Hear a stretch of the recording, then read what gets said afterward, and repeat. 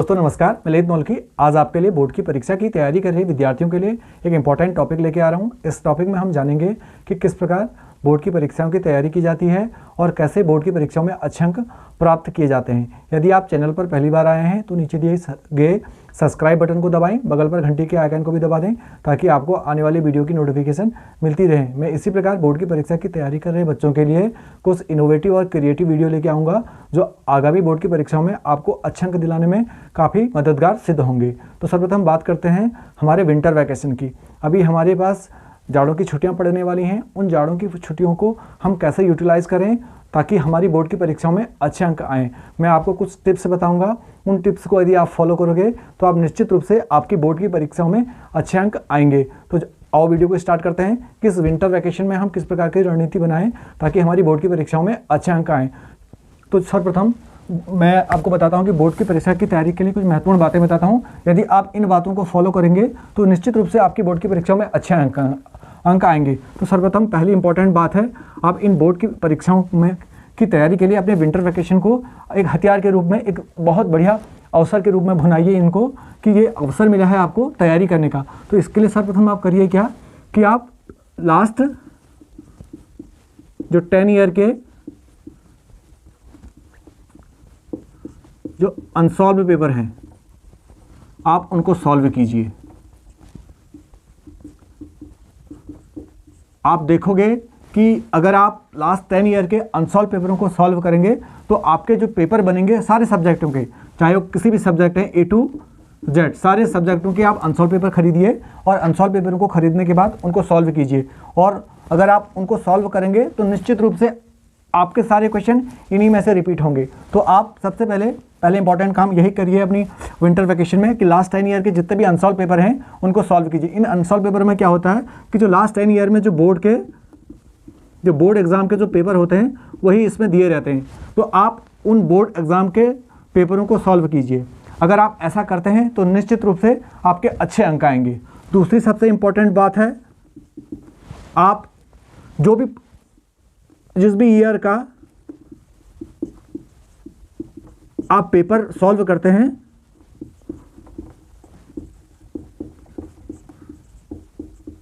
उसको ठीक उसी प्रकार सॉल्व कीजिए माना कि आप बोर्ड की परीक्षा दे रहे हो। तो आप जब भी उनको तैयारी करें, एक ईयर का सपोज दैट आप 2015 का सेट को सॉल्व कर रहे हैं तो आप अपने घर में उसको इस प्रकार से तैयारी कीजिए, पूरे 3 आवर्स दीजिए उसको और पूरे 3 आवर्स उसको सॉल्व करिए। सॉल्व करने में आप देखेंगे कि आप कितने क्वेश्चनों को सॉल्व कर पा रहे हैं और कितने क्वेश्चन आपको आते हैं। तो आप उसको एक प्रॉपरली तरीके से सॉल्व कीजिए। आप इस तरीके से कर सकते हैं उनको कि सपोज दैट आप अपना टाइमिंग निर्धारित कर लें कि मैं 10 से 1 बजे तक इस पेपर को सॉल्व करूंगा और ठीक उसी प्रकार एक पेपर को 3 घंटे दूंगा। और आप अपने आप को खुद चेक कीजिए कि आप उन 3 घंटों में कितने क्वेश्चनों को सॉल्व कर पा रहे हैं, कितने क्वेश्चनों तक आप पहुँच पा रहे हैं, कितने क्वेश्चनों का आप जवाब दे पा रहे हैं। वह इस प्रकार से आप कीजिए। जितने भी आपकी छुट्टियां पड़ी हैं उन छुट्टियों में इस प्रकार के आप इस्तेमाल करेंगे, अपने टाइम को सही ढंग से यूटिलाइज करेंगे तो आपके बोर्ड की परीक्षाओं में अच्छे अंक आएंगे। तो अच्छे अंकों को लाने के लिए मैंने आपको बता दिया, जिस भी ईयर का आप पेपर को सॉल्व करते हैं आप उस पेपर को 3 घंटे दीजिए और 3 घंटे में आप अपना मूल्यांकन कीजिए कि आप कितने क्वेश्चनों को सॉल्व कर पा रहे हैं, कितने क्वेश्चन आपके छूट रहे हैं, कितने का आपका जवाब आता है और कितना का जवाब नहीं आता है। तो आप इस पर काम कीजिए। और थर्ड और इम्पॉर्टेंट चीज़ है कि आप अपनी हैंड राइटिंग पर काम कीजिए। बोर्ड की परीक्षाओं में अच्छे अंक दिलाने के लिए जो सबसे बेसिक और सबसे इंपॉर्टेंट टूल है वो है hand writing, good hand writing. आप अपनी हैंड राइटिंग को इंप्रूवमेंट कीजिए। ये जो वैकेशन का जो टाइम है इनमें आप प्रत्येक दिन 20 से 25 मिनट आप लिखने की प्रैक्टिस कीजिए। यदि आप लिखने की प्रैक्टिस करेंगे तो उससे आपकी स्पीड अच्छी होगी और बोर्ड की परीक्षाओं में ही नहीं बल्कि किसी भी एग्जाम में अच्छी हैंडराइटिंग का एक अलग से इंप्रेशन पड़ता है, इसके अलग से मार्क्स मिलते हैं। तो आप अपनी हैंडराइटिंग पर काम कीजिए। यदि आप हैंडराइटिंग पर भी काम करेंगे तो आपके अच्छे अंक आएंगे, निश्चित रूप से अच्छे अंक आएंगे। हैंडराइटिंग के साथ साथ में आप अपनी इस लिखने की स्पीड को भी मेंटेन कीजिए। इन दोनों के बीच में बढ़िया कॉम्बिनेशन बनाइए ताकि आपकी हैंडराइटिंग और आपका स्पीड दोनों सही तरीके से हो। क्योंकि अधिकतर बोर्ड की परीक्षाओं में देखा जाता है कि कुछ बच्चों का हैंडराइटिंग तो होता बहुत अच्छा है, वो अच्छा हैंडराइटिंग लिखते हैं पर उनकी स्पीड नहीं होती है। स्पीड नहीं होने की वजह से उनके बहुत सारे क्वेश्चन जिनका जवाब उनको आता भी है, जिनका आंसर उनको आता भी है, वो क्वेश्चन छूट जाते हैं, उन क्वेश्चन का सही ढंग से आंसर नहीं लिख पाते हैं इस वजह से, ताकि उनके पास टाइम की कमी पड़ जाती है। तो आप अच्छी हैंडराइटिंग और स्पीड दोनों के बीच में कॉम्बिनेशन बनाइए, ताकि आपकी हैंडराइटिंग भी अच्छी हो और आपका स्पीड भी अच्छी हो। अच्छी हैंडराइटिंग आपको अच्छे अंक दिलाएंगे और स्पीड आपके सारे क्वेश्चनों को सॉल्व करेगा, कोई भी क्वेश्चन आपका छूटेगा नहीं। यदि आप जिन जिन बातों को मैं बता रहा हूँ, अगर आप इन बातों को फॉलो करेंगे तो आपके निश्चित रूप से बोर्ड की परीक्षाओं में अच्छे अंक आएंगे। तो आप इस विंटर वैकेशन में क्या कीजिए, लास्ट 10 ईयर के जितने भी अनसॉल्व पेपर हैं उन अनसॉल्व पेपरों को सॉल्व कीजिए, सारे सब्जेक्ट के, ऑल सब्जेक्ट्स, किसी भी सब्जेक्ट में जो भी आपके सब्जेक्ट हैं, चाहे वो 10th क्लास के हो चाहे 12th क्लास के, जितने भी सब्जेक्ट हैं उन सब्जेक्टों के आप अनसॉल्व पेपर लीजिए, या बाजार में सॉल्व पेपर आते हैं उन सॉल्व पेपरों को ले लीजिए और उन सॉल्व पेपरों को लेने के बाद उनको सॉल्व करते चले जाइए और आप देखोगे कि उन्हीं सॉल्व पेपरों में से या उसी अनसॉल्व पेपरों में से सारे क्वेश्चन आएंगे। क्वेश्चन हमेशा रिपीट होते हैं तो वही क्वेश्चन आएंगे। अगर आप इस प्रकार से रणनीति बनाएंगे तो निश्चित रूप से आपके अच्छे अंक आएंगे। और चौथी और सबसे इम्पोर्टेंट बात यह भी है कि आपकी छुट्टियां जब तक ख़त्म होती हैं, फर्स्ट डे से लेकर छुट्टियों का जो लास्ट डे आता है उस लास्ट डे तक आप अपने सारे सब्जेक्टों के जितने भी अनसॉल्व पेपर हैं लास्ट 10 ईयर के उनको सॉल्व कर लीजिए।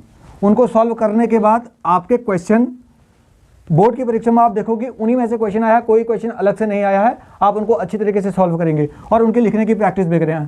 दरअसल क्या होता है कि हम लिखने की प्रैक्टिस नहीं करते हैं, लिखने की प्रैक्टिस नहीं होने की वजह से हमारे क्वेश्चन छूटते हैं। तो आप लिखने की प्रैक्टिस करें, मैंने आपको बता दिया कि आप हैंडराइटिंग की प्रैक्टिस करें, न केवल हैंडराइटिंग की बल्कि एक अच्छी हैंडराइटिंग की प्रैक्टिस करें स्पीड के साथ में।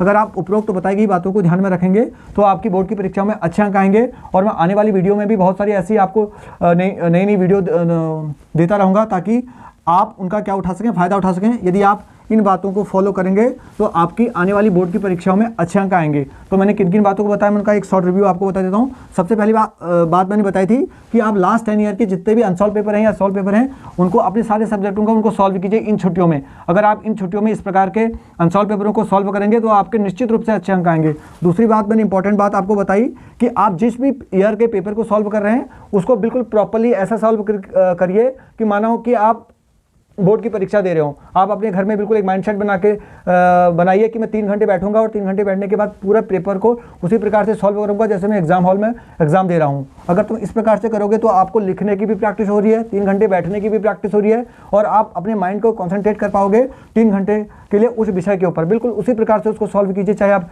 हिंदी का, इंग्लिश का, फिजिक्स का, केमिस्ट्री का, मैथ्स का या बायो का, किसी भी सब्जेक्ट का, SST का, किसी भी सब्जेक्ट का पेपर सॉल्व कर रहे हैं तो आप पूरे 3 घंटे उसको दीजिए। 3 घंटे अगर आप देते हो तो आप अपना मूल्यांकन भी करो कि मैं कितने क्वेश्चन तक पहुंच पाया, मैंने कितनों क्वेश्चनों को का जवाब में दे पाया। अगर आप इस प्रकार से करते हो तो आपकी एक प्रैक्टिस बनेगी और यही प्रैक्टिस आपको अच्छे अंक दिलाएगी। और चौथा मैंने आपको बताया, अधिकतर देखा जाता है कि स्टूडेंट क्या करते हैं, जो उनके कठिन सब्जेक्ट होते हैं उन्हीं पर साल भर मेहनत करते हैं और उन्हीं में अच्छा करने की कोशिश करते हैं। और जो सब्जेक्ट थोड़ा सरल हैं उनके दृष्टिकोण से उनको लगता है कि ये जैसे हिंदी हो गया, इंग्लिश हो गया, ये सब्जेक्ट थोड़ा सरल हैं और वह इन सब्जेक्टों पर उतना ध्यान नहीं देते हैं।